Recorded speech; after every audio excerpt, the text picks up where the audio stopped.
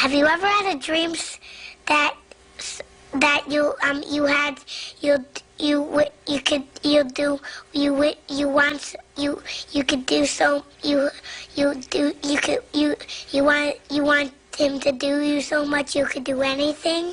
And that, ladies and gentlemen, is how you successfully confuse the examiner as well as anyone else in the room. Well, this could happen to any of us though. There are times when we have absolutely no idea what to say. Or we do know what to say, but we just can't come up with the right word. And it's fine. No one expects you to give a presidential speech in a conversation. But anyway, how can you avoid these awkward situations? This is where filler words come into play. So stay tuned, because this is exactly what we're going to talk about today.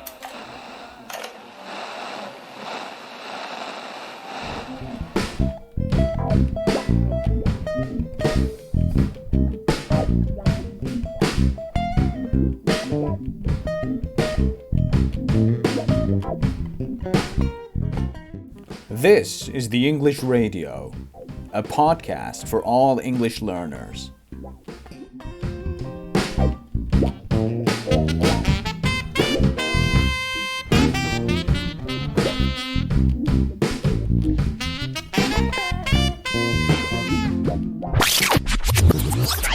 Hello again, I'm Iman and you're listening to the second episode of the English Radio.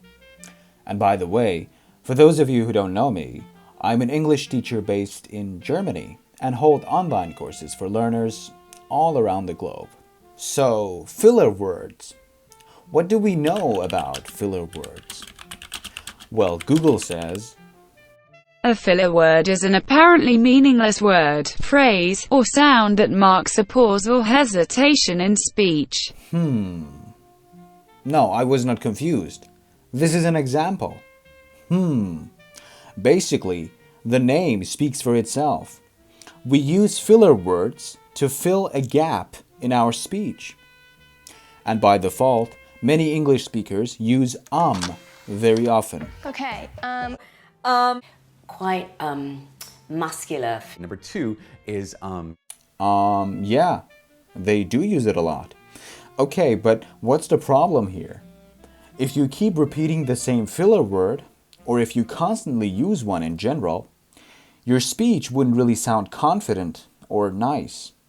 On the IELTS speaking test, you will lose points on fluency because of this.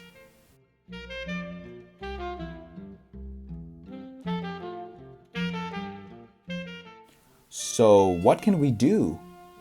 Well, obviously, there's not much one could do when there's no idea to grasp.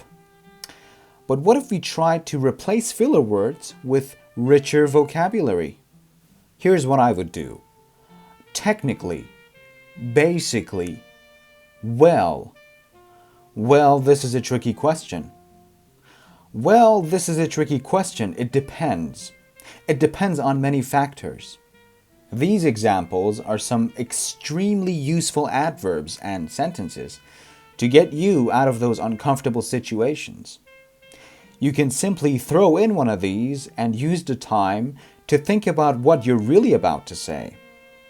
For example, Question: what is your favorite tool, tip, or technique to come up with high-quality, relevant content? what? What is your favorite tool, tip, or technique to come up with high-quality, relevant content? a tool,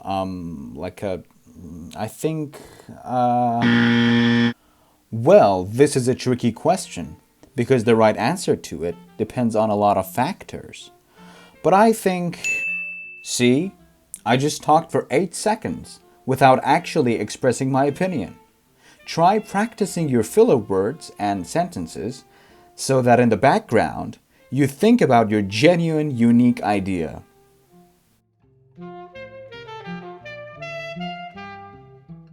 Though, be very cautious about the meaning of these words.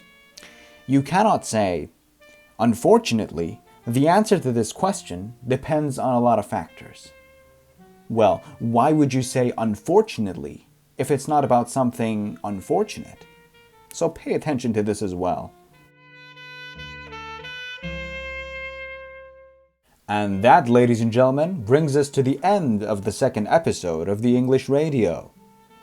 And by the way, for more information on my online courses, feel free to contact me on social media platforms at IELTS with Iman.